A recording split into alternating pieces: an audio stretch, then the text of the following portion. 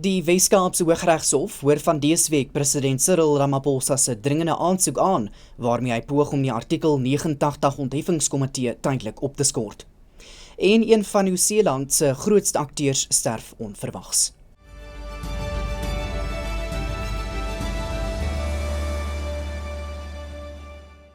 Goeiemiddag, dit is tyd vir Pretoria FM se visuele nuusbulletin in Afrikaans. Ek is Walter Ernst. Die Weskaapse Hooggeregshof sal van dese week president Cyril Ramaphosa se dringende aansoek aanhoor om die parlementêre artikel 89 ondersoek oor die Phala saak met 'n tussentydse interdik te staak. Ramaphosa wil hê die proses moet opgeskort word totdat die hof sy hersieningsaansoek oor die onafhanklike paneel se bevindinge aangehoor het. Indien die hof teen hom beslis, kan die parlementêre ondersoek voortgaan na beweringe dat hy 'n misdaad gepleeg het na die diefstal van buitelandse valuta op sy Phala wildsplaas in 2020.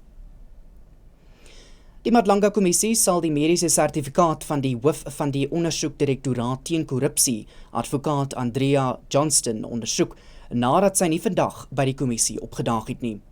Johnson se regsverteenwoordiger sê sy is vanoggend met ernstige gesondheidsprobleme in die hospitaal opgeneem.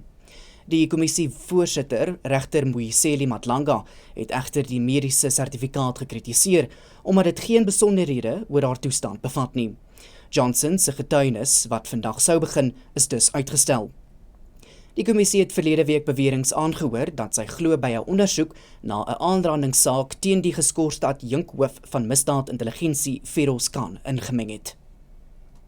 Die vermeende misdadiger Vusi Musicat Matlala het sy pleitooreenkoms met die staat in die gespesialiseerde handelsmisdaadhof in Pretoria teruggetrek.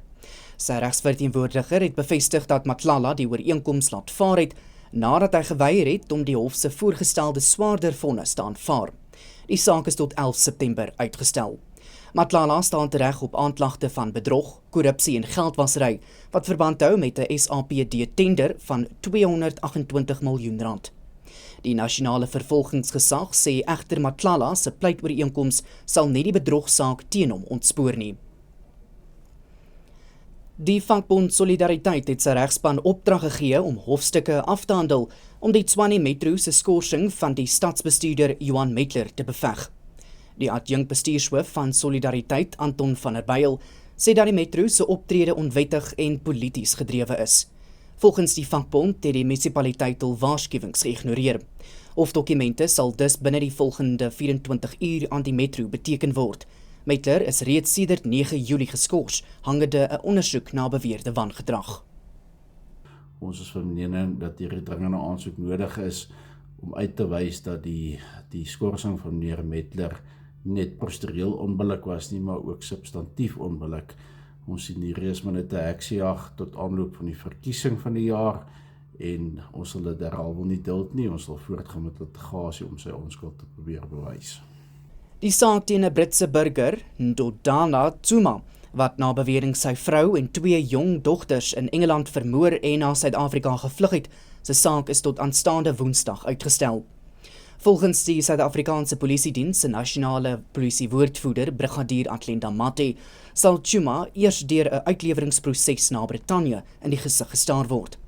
Hy word ook aangekla vir die besit van 'n onwettige vuurwapen wat hy glo in 'n informele nedersetting gekoop het. Zuma is Vrydag aand in Johannesburg deur Interpol in hegtenis geneem. Huldeblyke stroom van reg oor die wêreld in na die skielike afsterwe van die bekroonde Nieu-Seelandse akteur Sam Neill. Neill is in die ouderdom van 78 jaar in Sydney in Australië oorlede. Hy was wêreldwyd bekend vir sy rolle in rolprente soos Jurassic Park, The Piano en die televisiereeks Peaky Blinders en word as een van Nieu-Seeland se grootste akteurs beskryf.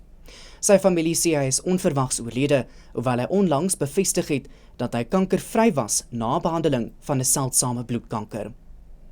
En daarmee die einde van vanaand se visuele nuusbulletin in Afrikaans op Pretoria FM.